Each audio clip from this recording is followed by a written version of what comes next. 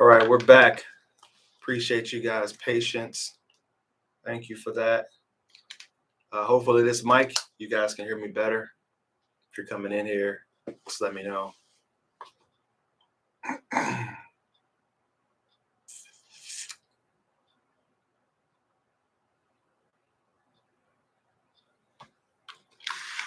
Sorry about that. This mic's always cutting up on me. It never happens when I'm on Zoom calls, but as soon as I get on some type of live session, it just starts acting out on me. Appreciate you guys. Thanks for your patience. Thanks for your patience. Appreciate it. Appreciate you guys. If you're coming back, once again, like the feed. A little bit more settled now. Let me know if you guys can hear me. Thumbs up if you can hear me. All right. It may not be as great as quality as the one that I had before, but hey, this is what we have to deal with. All right. Appreciate it. So, Vallier, West, where you from again? I always think it's cool how people come from all over. Perfect. Yeah, you try to go big or go home, and sometimes you should just go home, right? And that's where we're at. We're here with a regular microphone, cool, but we rocking out. It's good to see y'all back. Dallas, all right. We got people down in Dallas. MIA, yo. All right. All right, so we're back to it now. Thank you. 3 things your ex needs from you. They need to see from you in order for them to come back. Right? Thanks for the love. I didn't abandon you guys. I'm still here. And I think these things are huge because first off, it shows that you actually understand where they're coming from, right? And this is what I was saying in the last live section. You want them to know that you understand where they're coming from. And so the first thing that you need to do for them to be able to observe from you is you have to take them seriously. When they say that they don't want the relationship anymore, you have to agree with it. Even when I know your instinct will be to fight, to claw, to scream, to say, ask all the questions, especially if it was something that just ended abruptly, you want to give it to them immediately. And like I said before, there's a lot of coaches that talk about this, but there's truth in repetition. And I'm only telling you guys this. I don't study any other coach, not anymore. I used to. But I'm telling you this from experience now, from everyone that I've worked with and the things that I've seen that actually work. Not some theory. I've been doing this for a really long time. So, and it's cool to watch the channel grow and to see so many different people coming in here and actually have different stories to tell because, we all are on the same page. Dallas, Miami, Belgium. I think Belgium might be gone now because of my live issues. But that very first thing is you want to take them seriously and say, look, I understand where you're coming from. Let me know if you change your mind. In the future, let me know because I'm willing to make this thing work. But then again, you have to ask yourself, why do you want to make something work with someone that needs a break? Especially if it's often. And I was talking about something that I said earlier on one of my other YouTube shorts, which is, the way that you make someone miss you is you back away. You give them exactly what they said that they want. And someone said that what I was saying was narcissism and silent treatment. I agree. It is silent treatment if you're trying to just simply manipulate someone and get them back. But when I say go no contact and focus on yourself, it's so you can regain your self-dignity, your respect for yourself. And in essence, what happens is they end up appreciating your value much more because you're scarce. At one on a video, I say, you wouldn't get out of their face before, but now that you're gone, they start to realize that you held a big presence in their life. And there's a big gap that's missing. That's the only way that you can show them that, hey, I take this seriously. I take what you're saying seriously because what you say you want may not be exactly what you want. You may just be overwhelmed in that moment. Like the feed, if you guys are coming in, Hong Kong, all right, Philippines. Like the feed, appreciate it. All right. Second one, you have to show them that you have emotional self-control. And that's what I was talking about earlier about taking this seriously. Emotional self-control is huge because they don't people don't want to be with someone that scares them. That they and this is where, if you guys have been watching me for a while, I got over 500 videos. I talk a lot about anxious attachers. And as someone who used to be an anxious attacher, I was at sometimes I was unhinged with how jealous and how insecure I would get. And that's scary. That's really scary, right? That's not something that someone wants to be with. They want to be with someone that has emotional self-control. That if they, and this is why if you gave them like grief in the end of the relationship, they're not going to want to put themselves in that situation again. Especially if it's a scenario where you just kept calling, you kept saying, "Hey, no, can we talk about this?" That's going to scare them, and they're going to say, "I don't even," because you were so unraveling in the end of this thing. Why would I want to go back there? Hey, guys, give me some thumbs up. Let YouTube know that that I'm live right now and that I'm trying to answer as many questions as possible. All right, I'm going to pin this one here. We don't have a whole lot of people in here, but I do respond to the super chats. So emotional self-control is what you have to show them. You have to show them that you're not someone that's scary, that's threatening. I actually had one client that, and honestly, I'm not even going to say one client because this has happened a lot over the years, where someone had told a guy that they had broke up with a guy and they told him that, hey, I don't think this is a good match. I don't really want to be in this relationship anymore.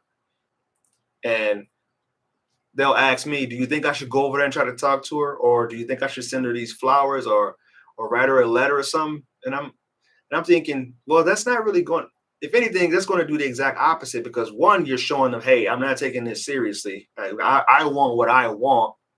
And like I talked about in the video before, I think it's more narcissism, referring back to the YouTube short video. I think it's more narcissistic to not come to reality what reality is, and a person just doesn't want a romantic relationship anymore. Because what narcissism is it's extreme selfishness to a degree. Like I want what I want, and I don't care if you want to break up. I don't care if you feel like this isn't a good match because I see it as a good match. I see you as my soulmate. So, and it's really hard to reason with people like that. And once again, that makes it scary. It makes them look unpredictable and emotionally out of self-control. So WF, let me answer you real quick. I got that last one here. 3 things, right? She gives mixed signals. After 22 years of marriage, I go no contact. And 2 days later, she brings me a plate of food and disappears for 3 to 5 days. So I'm guessing she might be an FA is what you're thinking, right? Think the lady you were dealing with may be fearful because you see a lot of hot and coldness there when that happens. I'm going to share this new feed again, all right? So I apologize. That mic, you guys still hear me, right? Hear me pretty well?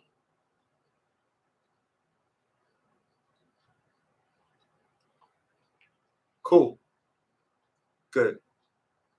Yeah, 500 videos, over 500 videos, which is, it's crazy because I look back, sometime the anniversary comes around.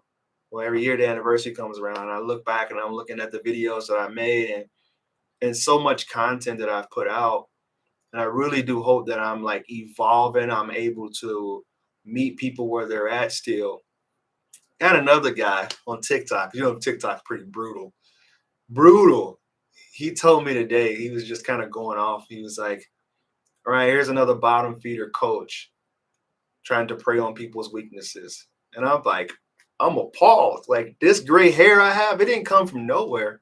Like I got this gray hair from the coaching sessions that I've been with these people that I'm working with. Like I'm sitting with them in their grief.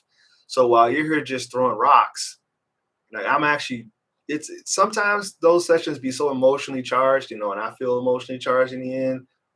I need a nap. Like I'm like, wow, that was an hour and a half of just trying to get down to the root of what's actually going on in their relationship. And usually it's after someone has been, you know, given the divorce papers, or they never come to me because things are going great in their relationship. It's usually because things are struggling, and they're just kind of in panic mode. So, and that's a lot. I mean, I've had people who just didn't think they would see the light of day.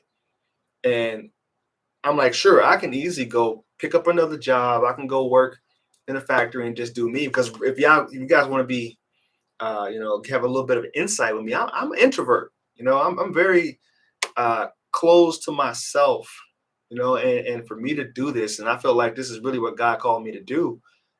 I had to say this isn't about me. This is about the people who need a community, who need some type of platform where they can talk about what they're going through, and camaraderie, essentially, which is, I think, is cool because I've seen it happen over the years. I've seen people in the comment section really supporting each other, talking about dismissals and fearfuls, and it's cool. And I'm thinking, wow, I if I would have been so closed off and stuck to my factory job and not really want to deal with people, put myself out there, then this would never happen. And I'll get messages about people who said, "Look, you literally saved my life because of this." So enough about that. I'm not trying to like paint myself as something, but uh, good morning, Hong Kong. I'm trying to catch up here. I was in a long distance relationship. We've been broken up since July. I think she is in a rebound. She blocked me on FB and unblocked me. What is your advice? I would say just let the madness just happen, and you just sit back and just watch, observe, and just watch things happen. If she's unblocking and blocking, that means she's definitely ambivalent about this, which means she's not sure. I mean, here's one thing you guys have to understand: when a person says, "Hey, I don't want this romantic relationship anymore," I say probably 95% of the time they still want to be friends. They still feel bad about what they're putting you through. And this is just what I've seen. It may not seem like it. And sometimes the people who are the nastiest after the breakup, they really are going through it and really upset about not this thing not working out. Given that even if they do go be with someone else, they still are struggling. So they actually do feel bad about breaking your heart. And they're curious, especially if you've been with someone for a really long time and then all of a sudden you just stop talking. You're just no, it's like someone just passed away in your life. Right? And I feel strongly about, the death of love is almost more painful than actual death because you have to grieve it. You have to grieve when someone passes away. But when a person just simply doesn't want to be in a relationship anymore, and their love has run out, they're walking around, they're doing their thing, they're posting on Instagram. And the one thing that they can do to help you relieve all your pain and your anxiety is just to reach out to you. And they don't. So that's a really hard thing to grieve. If you guys are in here, thumbs up. Please help me out. Help me with the analytics. We got 16 people in here, so there'll probably be 16 likes. And I got these other questions here I can get to. I'm gonna give it a second. I'm gonna let you guys get the likes up. So Cavalier, is that how you say your name? He says, I don't trust people. Which makes me wonder what has happened over the course of your life. I mean, I grew up in a pretty interesting environment, St. Louis, Missouri, and I don't have a whole lot of trust for people either. But when it comes to relationships, I realized that I had to make myself vulnerable in that way to where I need to put myself out there. Because if you don't know if you're operating from fear in relationships, I would ask you, what's your attachment style? Because a lot of the times when people don't trust, I see it leaning more towards fearful avoidance because that's one of their biggest core wounds is lack of trust. So I would be curious to know what yours is. I was in a relationship for 7 months with the DA. I ended things, but she wanted to be friends. I do no contact for the last month since it ended, even though I see her a couple times a week. What's your question? You got a question? Out of all the people your content that helped me out the most is positive and so truthful, made me work on my flaws. Hey, usually what happens when you get your heart broke and when you're trying to figure things out, it's always on you. And I'm all about that. It's taking radical accountability for the decisions that you make and the way that you show up in relationships. Even if it's going all the way back to why did I pick this person to begin with? Why do I keep making these same mistakes in relationships? Why are my patterns continuing to happen over and over and over again? I was talking to a lady today and I was saying, I don't diagnose anything like that, but this sounds like you might have been in a codependent type of dynamic. And she said, you know what? That's actually something that I've always done. Got myself into relationships with people who need help. I fall in love with potential. And when you start to see that, at some point you have to ask yourself, what do I need to do to change? And this is another thing about coaching. Usually it's hard. It depends on the severity of your wounds that you have. It's usually hard for you to heal by yourself. It takes something like this. It takes a community. When I was working in recovery, um, one thing that was huge there is having that circle of trust.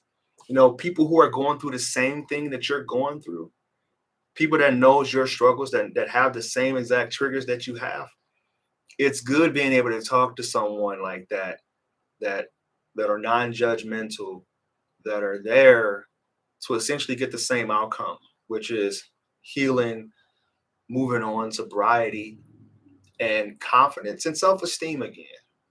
And I get all the time people on TikTok saying, move on, like you move on.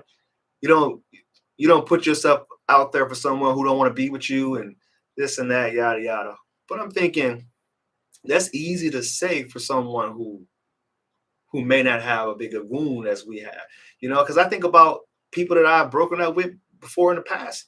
And they move on with someone else. I'm like, oh man, I'm happy for them. I'm happy for them. But then again, they didn't pull on that wound. They didn't pour salt in that wound that was really deep. They kind of just surface level skinned it. It's kind of picked the scab a little bit, but they didn't like twist their thumb in it. But you have those people that really twist the thumb in it, and it's hard for you to get over them. And some people just don't understand that. I grew up in Philly. Shout out. Yeah. Fearful, huh? 3 months of being told I was the best woman in this, and then just couldn't be with me no more. Crazy. So it was a pretty abrupt ending, Dominic. Yeah, those are the hardest ones. They really are. If you were in a relationship with that person and the relationship just ran its course, you're like, all right, well, this wasn't going anywhere. I started to see some things I didn't really like about this person. Then all of a sudden, boom, okay, that was hard. Go to the other comment I left. All right, is that up or down? Crazy how that works. Okay. Trying to keep up here. Through it all, I'm trusting in God. He has been more helping me to grow, helping forget about the ex that just dumped me. And I can feel it that someone was in the mix and his patterns had changed completely. Those are some of the biggest signs of someone who is either stepping out or about to make a drastic decision, that can affect everyone. They start hanging out with a new circle of people. They start dressing differently. One thing that people don't realize is even listening to different genres of music. That can be a yellow flag that someone might be in their ear. If your boyfriend is constantly listening to Jeezy, which is crazy. Jeezy going through his divorce right now, which is rare. It's really rare for men to file for divorce, but that's a whole other topic. So something lets me know that something must have been fundamentally broken in that relationship. But if your boyfriend's constantly listening to Jeezy and the next thing you know, he's listening to Adele, like something's up here. When did you start listening to Adele? It depends on the person. They might try to gaslight you, like, what you talking about? I always listen to Adele. I'm like, no, you didn't. So don't try to gaslight me here. Week 6 of no contact. Give some advice to get myself working on projects I need to do for myself. Depression takes the energy. Oh my goodness, depression. How do I find energy to make progress on myself? Hopefully you're eating. Anxiety and depression is pretty much fueled by starvation. So make sure that you get something to eat, some type of protein shake. Eat a couple eggs in the morning, maybe one egg if you can stomach it. But make sure that you're not starving yourself, because then you'll wither away. First off, I call it the divorce guy's diet. You don't want that to happen. So make sure that you're eating something, and you're at least taking walks, staying active. I don't know where you live. That's going to be coming to an end here pretty soon in Wisconsin, but try to stay active and keep moving. But I understand, like, when you don't even have the motivation to get out of bed when you're depressed, and find a reason, find a why. Practice, take up a great gratitude practice. I'm eating good. Okay. You're not overeating, are you? Take up a gratitude practice. One thing I learned about practicing gratitude, when I used to pray 3 times a day, before every meal, I realized that I started to have so much more of a positive mindset and an optimistic look at things, because I was looking at the things that I was grateful for that I had in my life at that time. That really helped me. It may not help everyone, and some people just feel that they don't have anything to be grateful for, and I beg to differ. There's always something. See you, Dominic. It's good to talk to you. I'm sorry. I lost that comment, Dominic.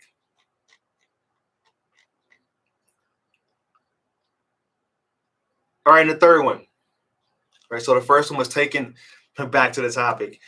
The first thing is take it serious. When your ex wants to break up with you, take it serious. The second one is emotional self-control, and the third one is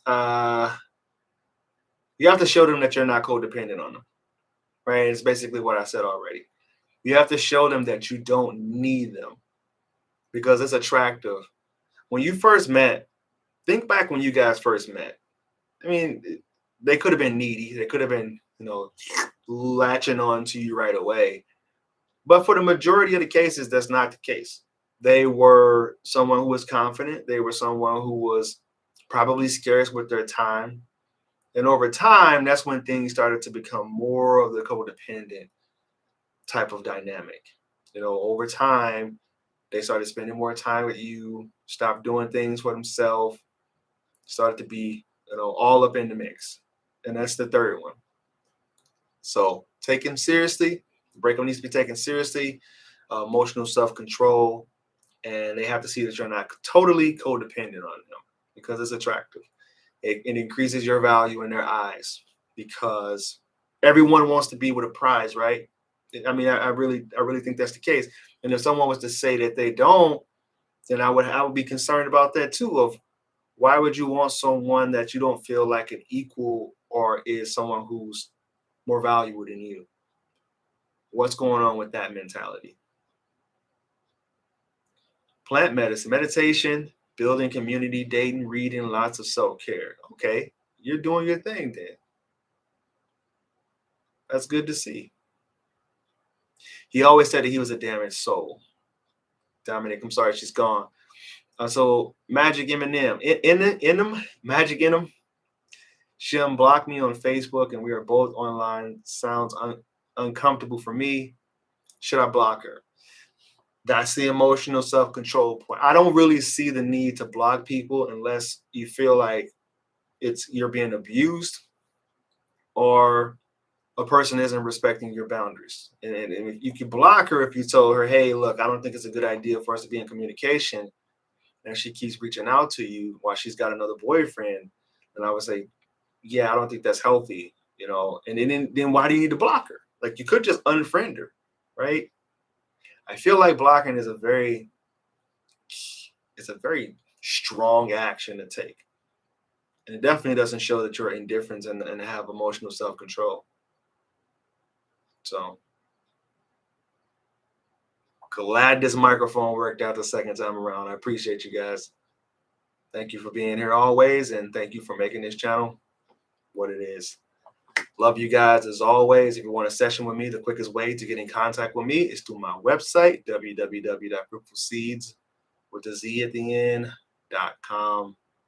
If you want email coaching, we're going to do a package. We're going to heal together, go through the motions of healing and recovery after breaking up.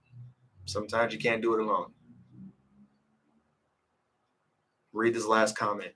She branched to a man that she said that her ex and is stepdad to her daughter, and went to the movies with him. Yeah, this is really messy. This seems like a real messy situation, and it sounds like that person was always in the picture. So, or were you the rebound? Were you the in between person before they figured things out with themselves? Got to be careful with that. Always do your homework. Why would someone keep blocking and unblocking someone over a period of time? Is that a mind game? It could be manipulation. It could be them trying to like reach out to you, but we don't know. And at this point, when people are doing it that frequently, you have to not care. And just like I said, step back and say, you just run around in the circles if you want, but I'm just gonna be over here reading, listening to my podcast and doing my own thing. All right. Always remember, when you go be loved, you'll never have to find it. Namaste.